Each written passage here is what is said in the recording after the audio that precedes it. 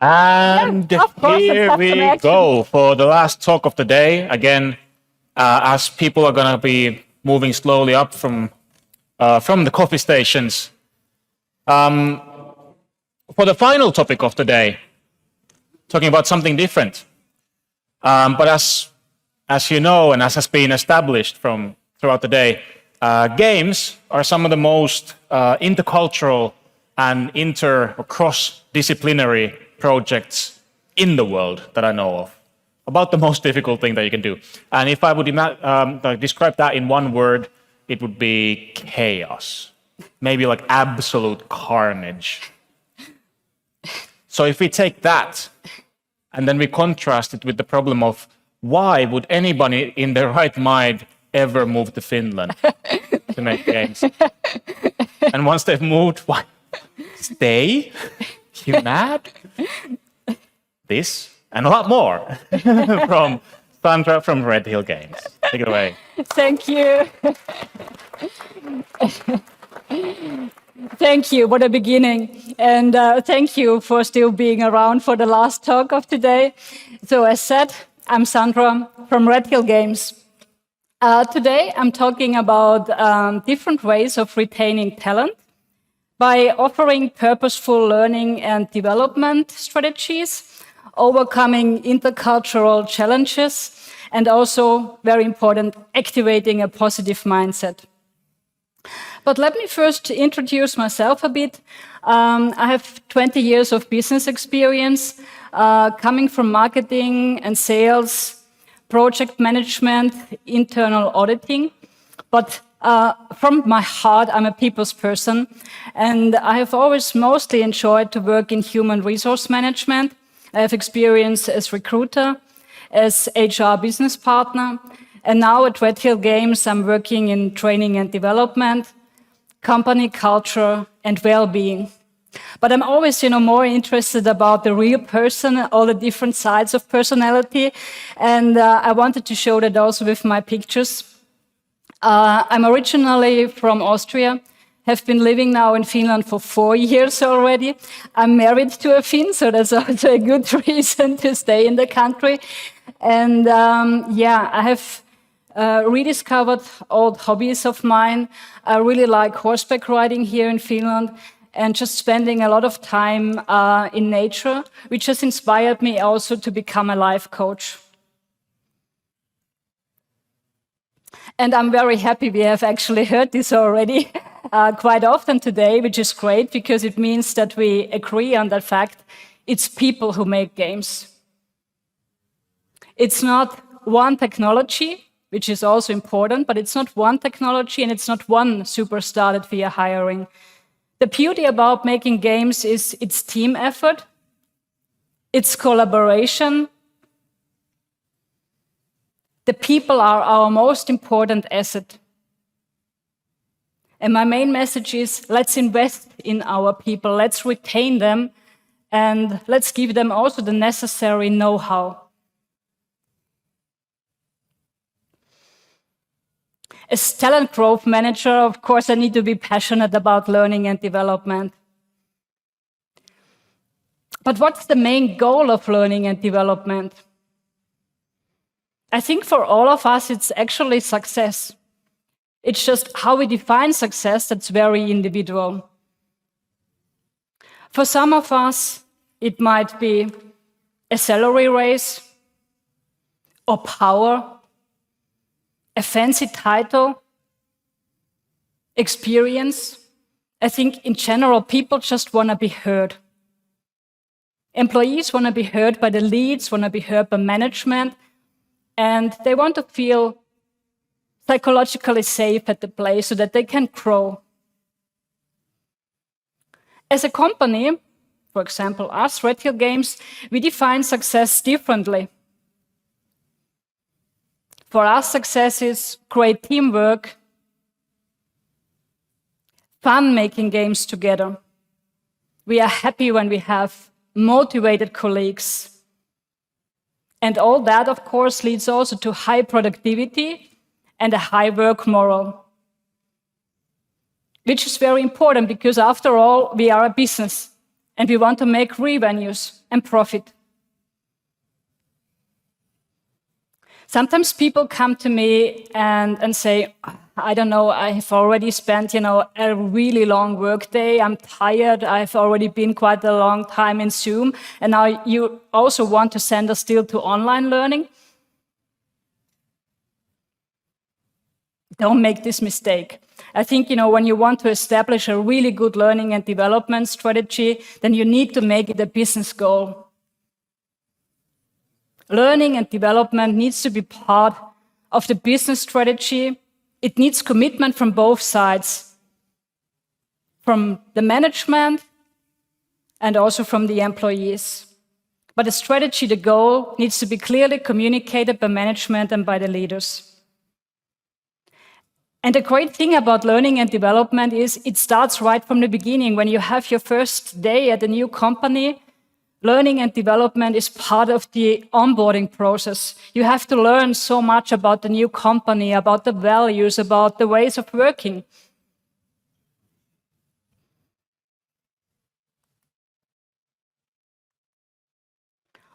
What are the different ways of learning and development?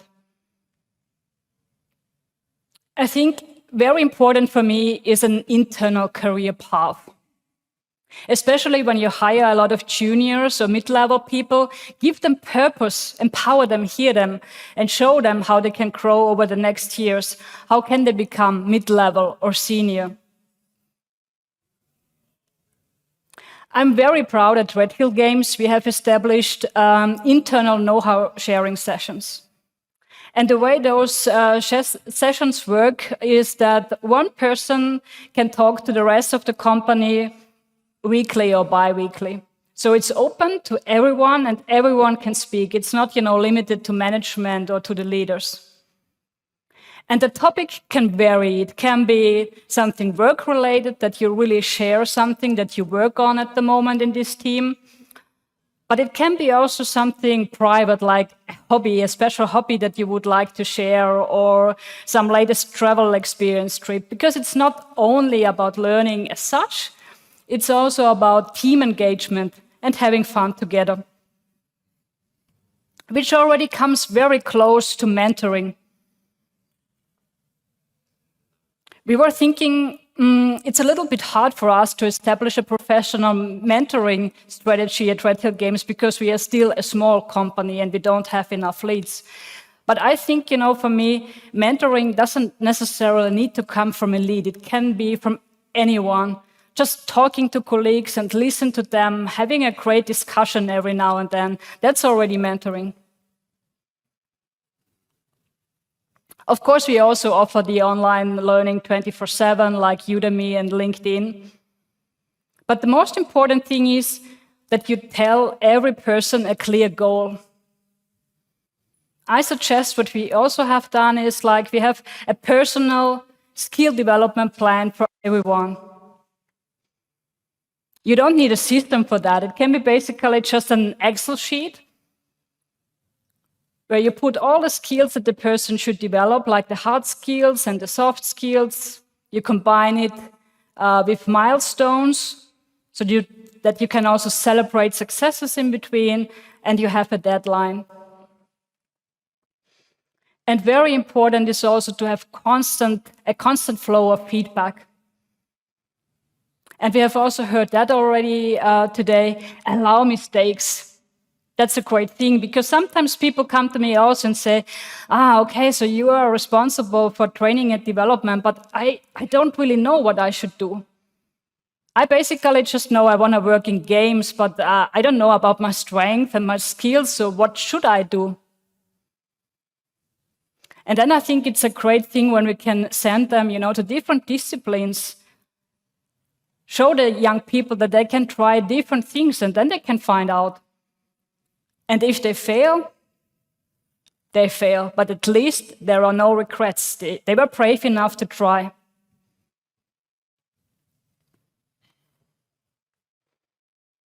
How I sometimes feel as the talent growth manager is when you want to establish something new at a company, like this learning and development strategy, then it is a struggle. It's like sitting on a tandem, right? That's not easy. Actually, I would, suggest that you try it. So you need to have the right balance. You need to communicate with your partner, and you need to look into the same and the right direction.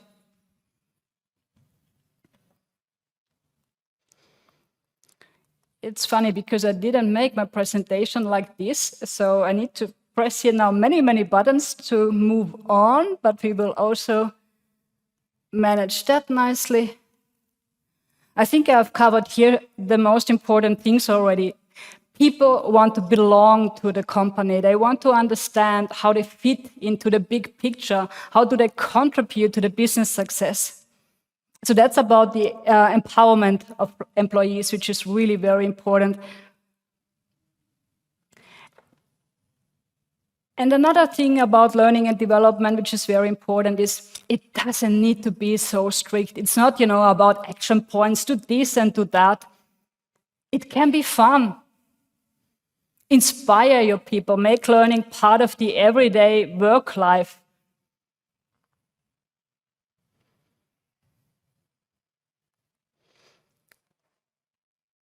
Another very important part of learning and development is intercultural communication. We, the gaming industry in Finland, we are quite proud that we employ foreign talent. We at Redhill Games, we are at the moment 65 people, and we are coming from 24 different nations, which is really remarkable and impressive. And we are proud of that. But I can provoke you with the question, is that actually a curse or a blessing? I think most of you would now answer immediately, oh, of course it's a challenge and it's great, it's a blessing. But it's not easy, right?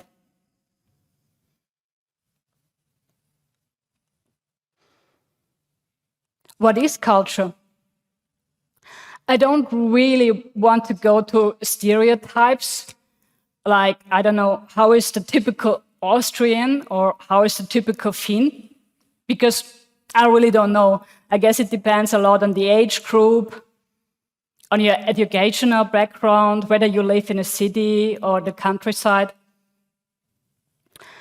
But I guess we can agree that culture affects us when it comes to shared rules, rules of behavior, rituals, also our body language. And it, of course, affects and influences our communication, whether we communicate more directly or indirectly, how we send and receive feedback, how we understand different words, how we can deal with humor. So all this can very easily lead to misunderstandings. Here I can also quote Osmo Arvio, who was a professor at the University of Helsinki, and he was actually stating that communication usually fails, except by accident. I mean, that's quite a great statement, right? So it's quite likely that how I send my message now, you will, understand it in different ways. And there might be some misunderstandings that you are thinking it, completely differently as I meant it. And moreover, most of our colleagues, as we are not, just from Finland, we are, of course, foreign talent, which also means that English is used as our second language. And that's not easy. Sometimes we just pick the wrong words, make bad jokes, or are just quite unclear in our messages.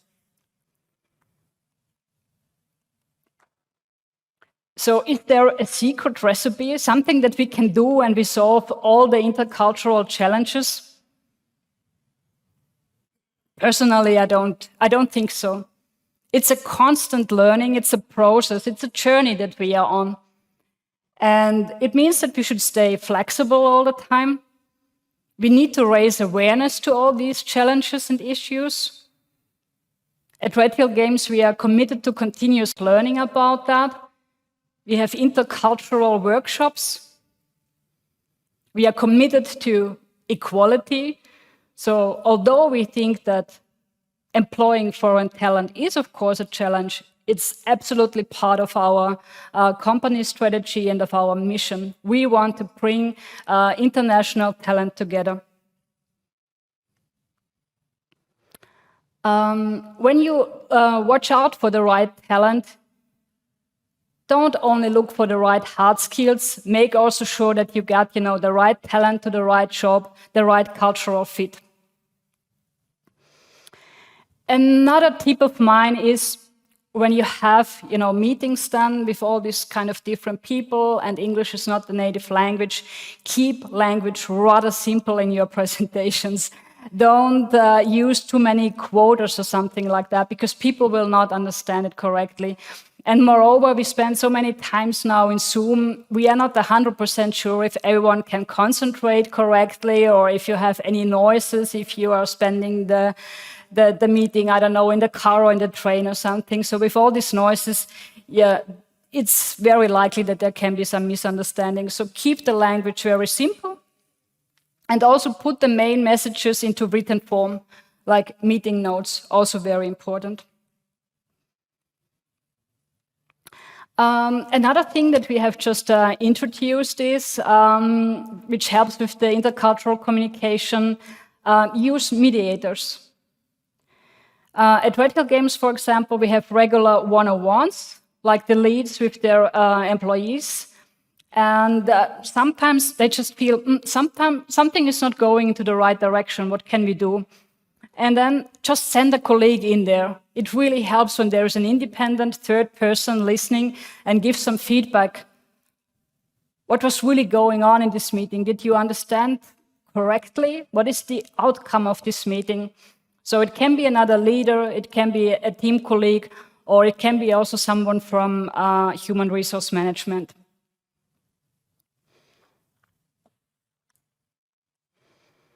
Very important is also when it comes to culture, define your own culture and the company culture. People have so many different backgrounds. We don't know how they think about, the way of working, the rules of behavior. How do we want to communicate with each other? Put it down in the company values. This is the way we believe in. This is the culture that we think leads us to success. And communicate this culture clearly. It's very important that you lead by example. The leaders need to believe in the company culture. The company values of Redhill Games, for example, are transparency. We want to be as transparent as possible.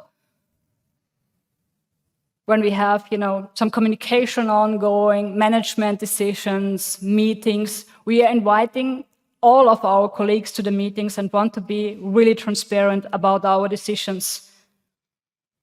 We want to create a safe environment for all colleagues, no matter where you are coming from, no matter your background.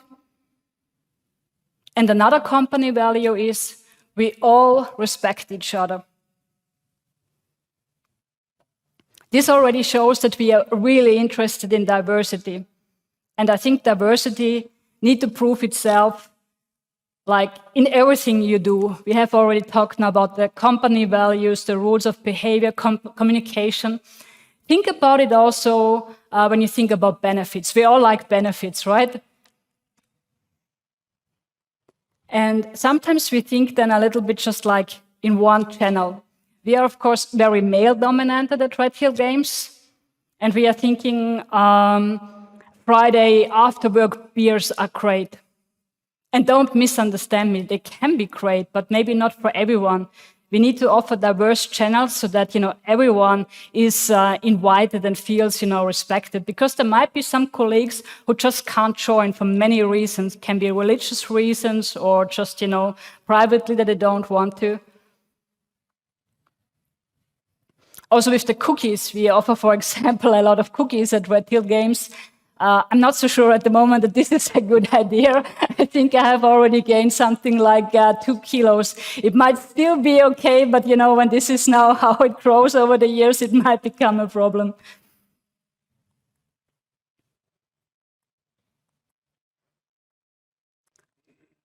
But yeah, the most important thing is really company values and a clear communication. And I think the main goal is then what I have tried to show here with the picture: smiles, happy people. Happy people make happy games.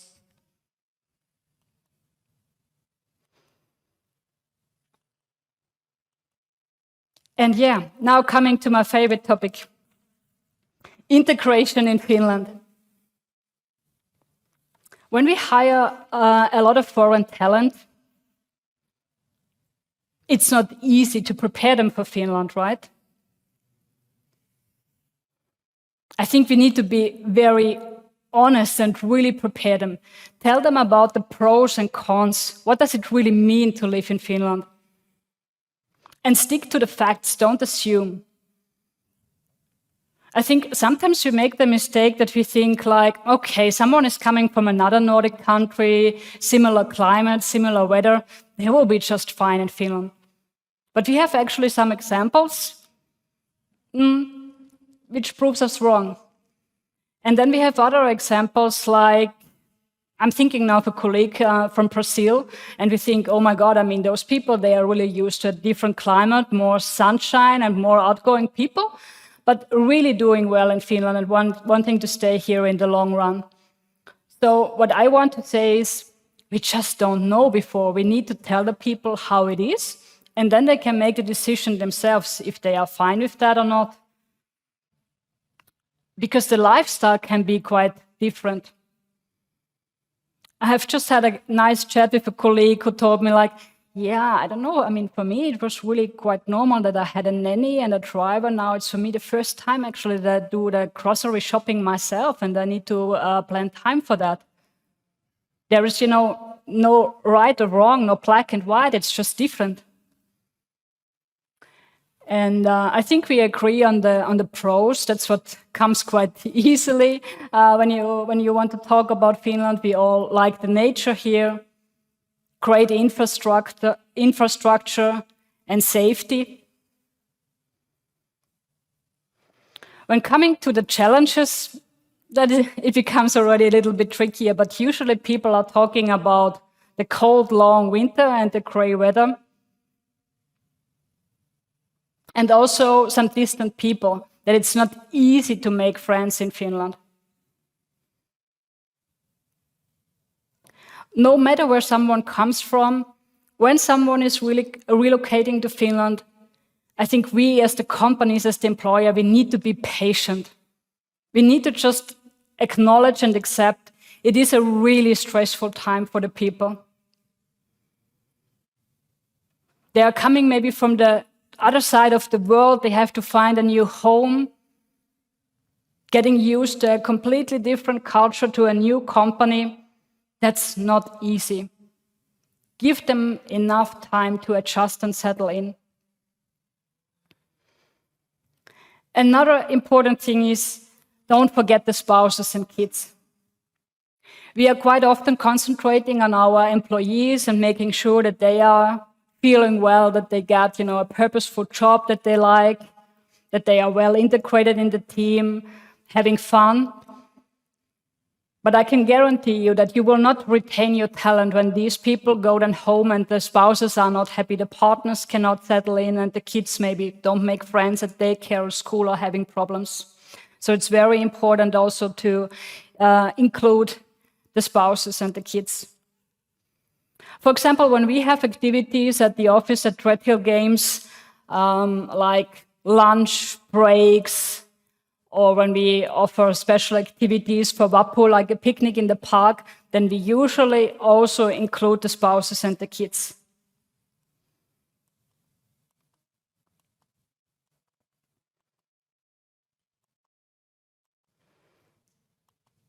I also very much like the idea of having a buddy system.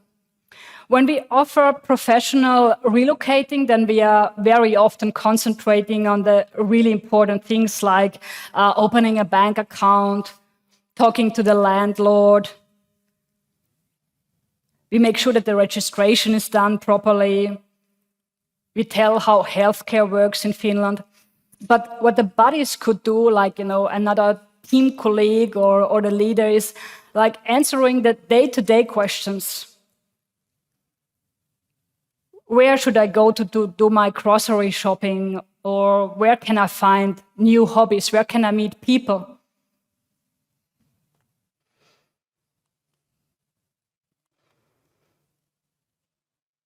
Very important is also we need to stay flexible in this process of relocation. Each story is individual. And of course, there will be ups and downs. There will be good days and there will be bad days.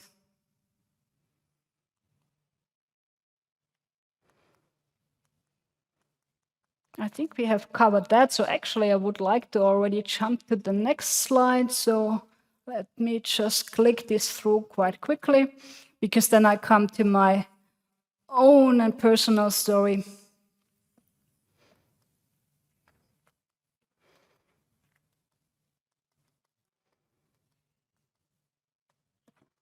So how did I do it when I moved to Finland back in 2019?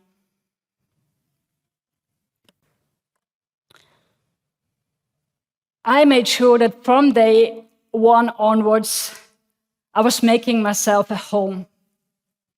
Sometimes colleagues come to me and say, well, I was just renting now one kind of apartment. I don't even know in which part of Helsinki.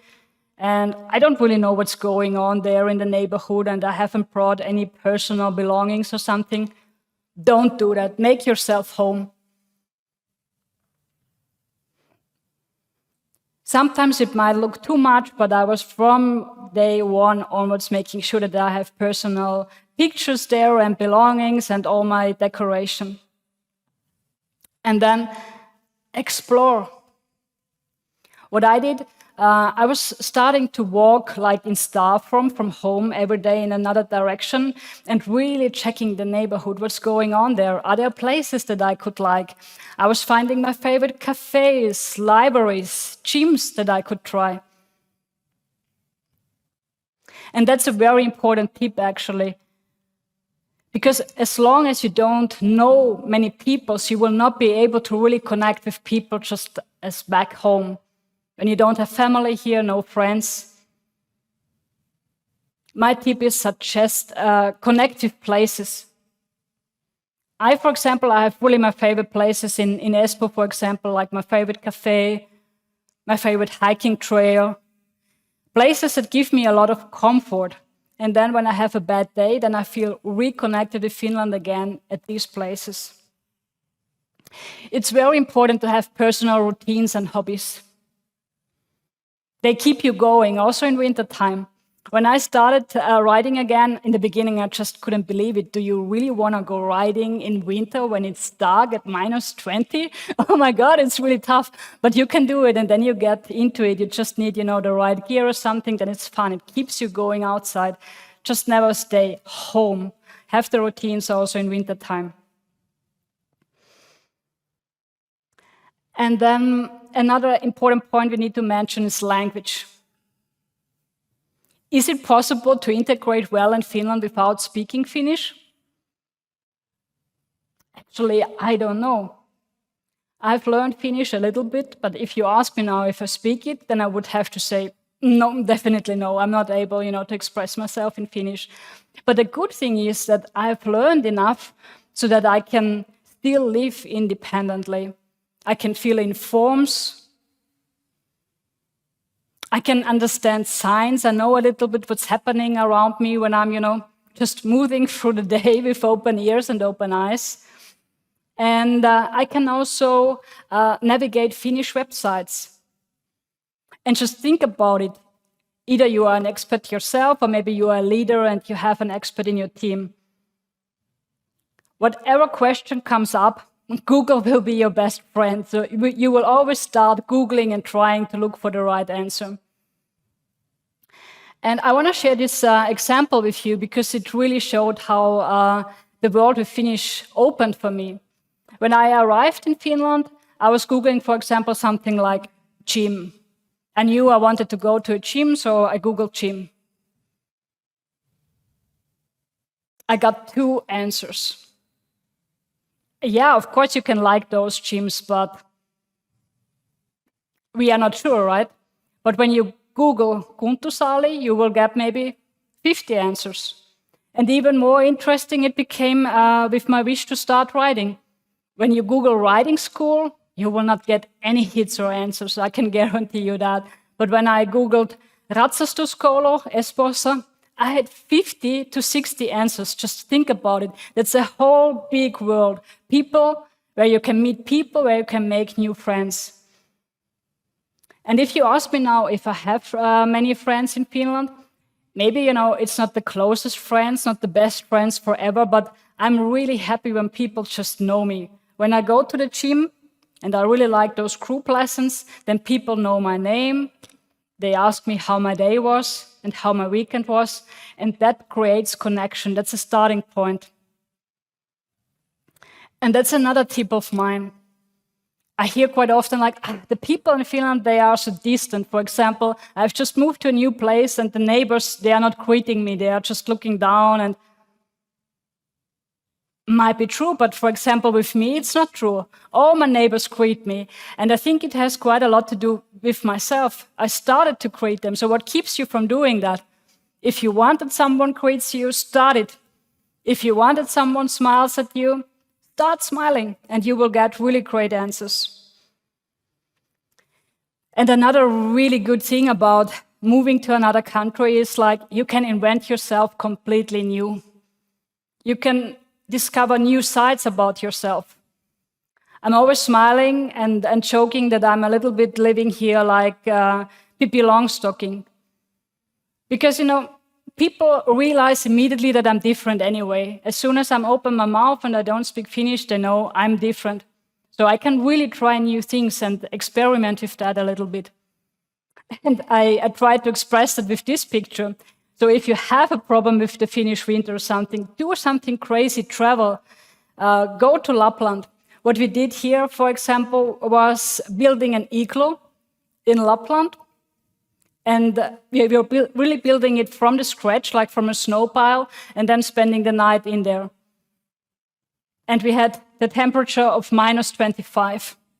If you ask me now if it was a great experience, I'm not sure. But at least it was an experience, right? And you will never, ever forget that in your lifetime.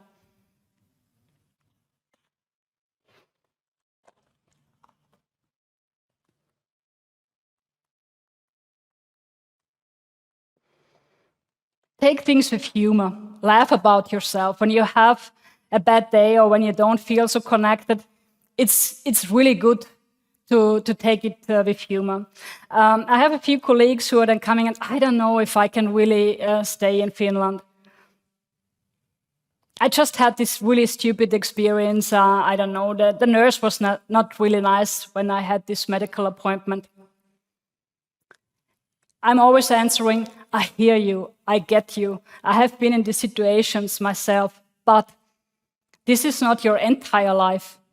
This is not, entire Finland. This was just one person and one situation, and it's a good idea to just not take it too personally, laugh about it, and move on with your life.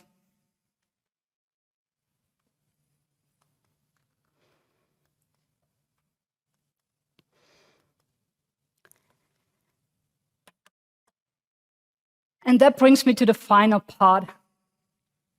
Because if you can't change the world around you, then you can still change yourself and the way how you think about the world.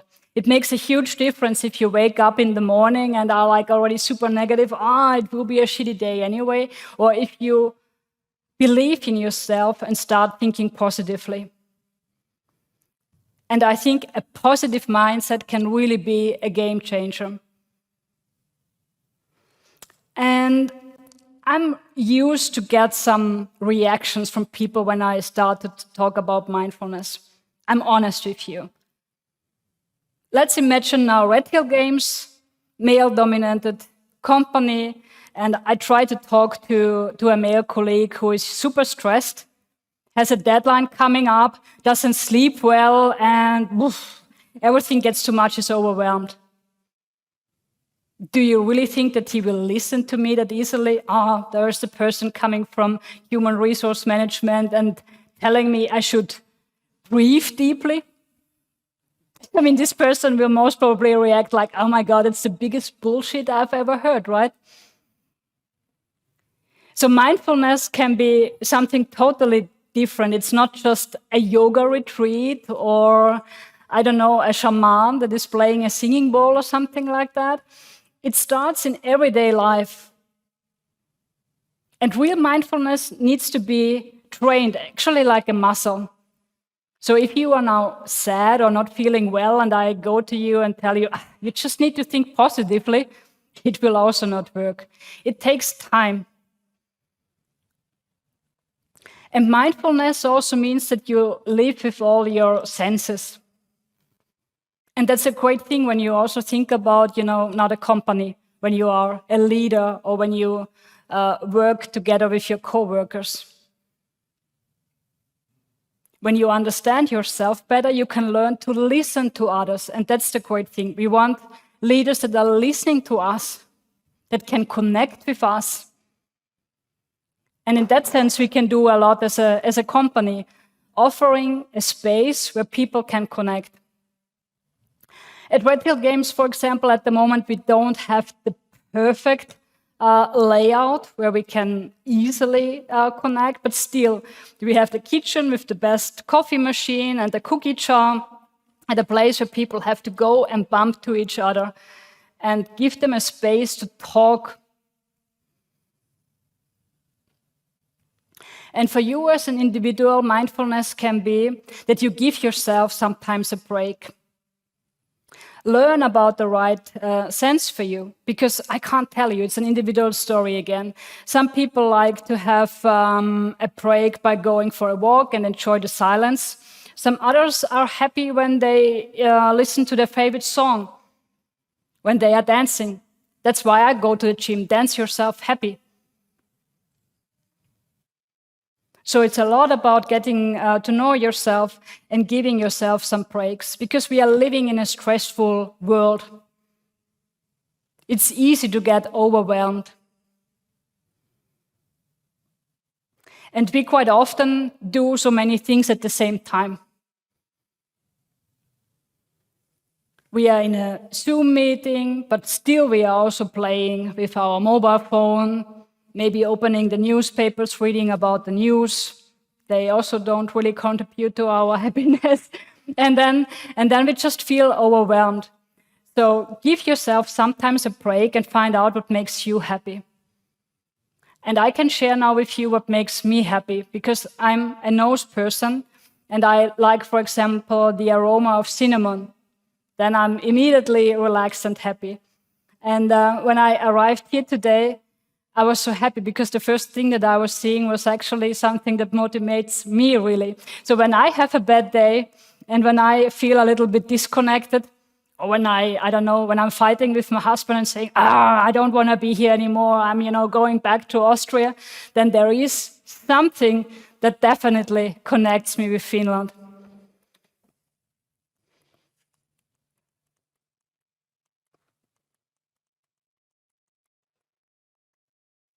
And that's Pula.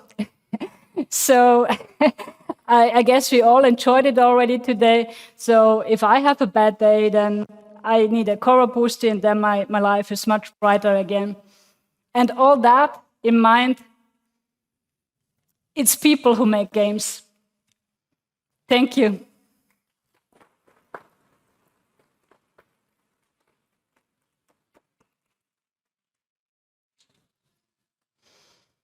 Thanks so much. And it's lovely to hear that perspective, like an honest perspective of what it's like to move to another country. And actually, when I was listening, you guys have offices in multiple countries, right? How many? The headquarters is in Helsinki, but we also have a subsidiary in Cyprus, yes. Right. So you were kind of talking sort of from a Helsinki/Finland specific angle here, but do you do roughly the same process for Cyprus, or like how does that work? Do you have both locations, and is it the same effort essentially for? Let's see what we will do in the future. I guess now mostly all the recruiting was done for Helsinki. Yeah. But I guess we all know about the challenges in finding the right people and the right cultural fit. So we are open to that too, that we would also, of course, hire for Cyprus. But the main location is in Finland. So I think, that this integration works. That's the main purpose of the work that I do. Yeah, fair enough. And also, obviously, the QA is again open. So one last hurrah for the anonymous internet comments. And here's the first one. When hiring for culture fit, how do you avoid creating homogeneous studios where everyone looks and behaves like the founders over there? How do you uphold diversity? Yeah, good question. And I think it's really important. In the gaming industry, we are so often saying, everything needs to be fun and just spending time together. But I think the main message is we are still a business. So it's not about recruiting friends. Keep that to your leisure time. When you want to, just mingle with your friends and have beers with them after work, it's very important to think about we are a business. And as a business, we have also a clear business goal. We need to make a good game, we need to make profit, but still, of course, I don't want to overdo it. It's still good to have, good colleagues that are easy to talk to, that you enjoy, to work with. That's also very important, but it's not about friendship as such, just having a good time together. Yeah. What is the craziest story with relocating to Helsinki? Crazy story. I don't know. I think, it's just all like a little bit of a comedy, what has happened to me. And it's also about my own language problems. And I can laugh about that myself. For example, when I watched out for my gym, I was actually finding a gym that is quite close to my home. And I really like Zumba and dancing. And then I still remember when I started to tell colleagues about it, like Finnish colleagues, and they were like, all wondering, what is she talking about? Because I was actually saying that my gym is now called Ole Fit Espoo. And then many months later, I realized, oh my God, it's the most simple Finnish word to be Ola. So it's not Ole Fit, it's just Ole Fit. So that's just, one of the funny stories that happened to me. But yeah, that's language. Perfect. Actually, that sort of leads into the next question. I'll give it a free spin. Where could you describe, maybe for somebody who hasn't necessarily experienced this before, but like what are the kinds of differences between working cultures that might clash fairly often? Like you mentioned earlier, that to be mindful of the differences, but any examples of what those might be? It's like everything, I think. And then, of course, the details, like how we think about working, when do we start working, how do we understand leadership. We have to discuss with our colleagues quite often, how do we, send and receive feedback. There can be huge differences if you do it, indirectly and politely. And then we need to think about Asian culture, for example, where you need to be very aware of the fact that you don't want that anyone loses the face. And then suddenly you might have, a leader who is, I don't know, from a completely different cultural background and is very direct, and you have to swallow a little bit. So it's like really in everything. The rules of behavior, and that's what I mean. It's very important to give, the example, but a company values set the example, and then the leaders need to enforce that, and also like making clear that's the behavior that we tolerate, and that's behavior that we wouldn't tolerate. That's also very important for the people to understand. Yeah, so it's a lot about being, again, clear on our expectations towards the other person, with acknowledging that something is going to be unintuitive, or we'll have to work with it. Or right, yeah, clear communication. Yeah. Mm-hmm. Yeah. What do you need to take into account when you hire your first international non-Finnish speaking employee to, say, a 20-person team? So clearly there's an established culture. Maybe I'm assuming English is the working language, but still there's a culture. So you're taking your first person in. What do you need to do? As said, I think it's really important to make it clear from the beginning, like in the onboarding process. Tell them what's the company is all about, what's the business goal, how do we communicate. For example, I mean, when someone joins the company, doesn't know about our communication channels, how do we use Slack, what kind of meetings do we have at the company, make sure that they know that we have, open communication, that we have regular one-on-ones between the leader and the co-worker, just so that they know about the rights and also, of course, the duties. And then when you have understood, the company values, then you go into the details, what is really asked from you, in your specific disciplines and what are the skills that you maybe need to develop. And then what else when you onboard? I think it's really good to just get to know the people, give them space and time for that, offer maybe some team activities, just simply spending time together, talking with each other. And I always like to say, go through this world with open ears and eyes, show interest in the people, ask them questions, and also develop a gut feeling for that. Do you have some problems at this moment? How do you feel now in Finland or at the company? Is there something that we can do to help you? So it's really a lot about this open communication. Makes sense.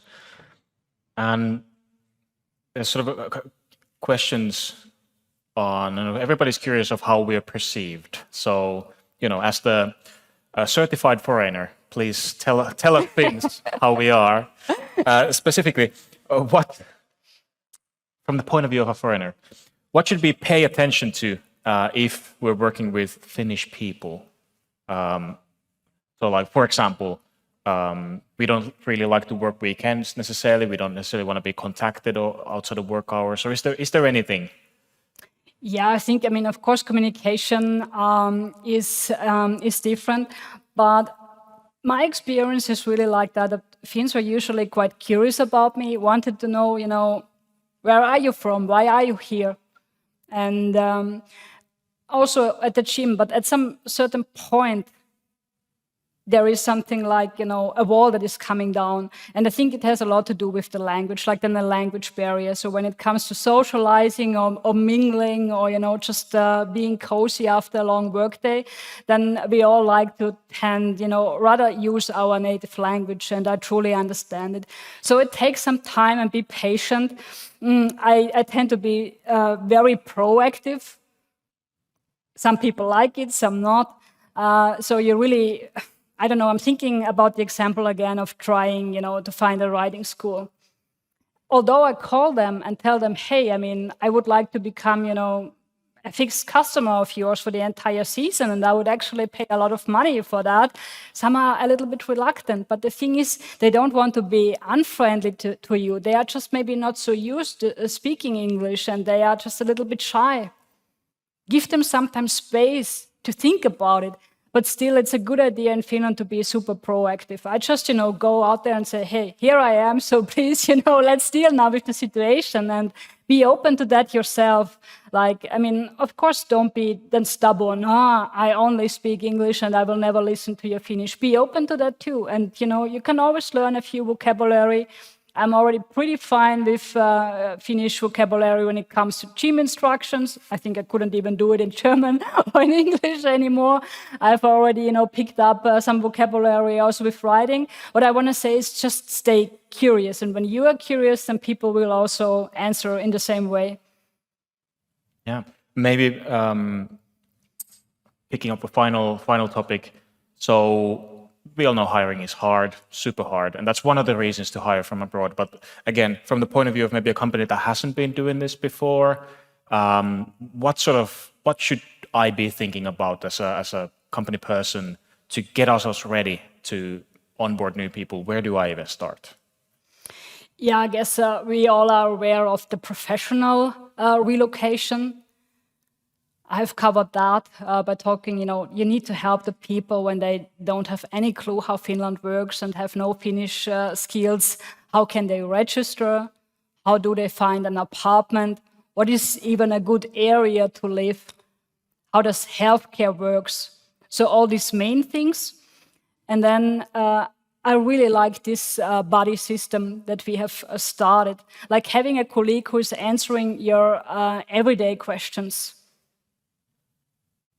Where is the next supermarket? How does the pharmacy work in Finland?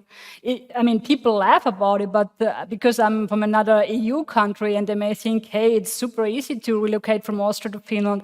But for example, that ticket system that you need a number, I was like, oh no, I'm just queuing. So you need to know about these details. And that's something that you are not thinking about just right from the beginning. It comes with this everyday experience. And therefore, I suggest give the people the time, they will find it out. And maybe, just having this mentor or buddy who helps in the first month and 2 months to really settle in. And of course, people who are moving in with spouses or kids, they have a lot of questions about daycare, schools, how does that work? What does it even cost? Are there international schools providing, different languages? All these questions come up, but I think you can't answer all of them just right from the beginning. It needs to be a constant flow of communication. Well said. There we go.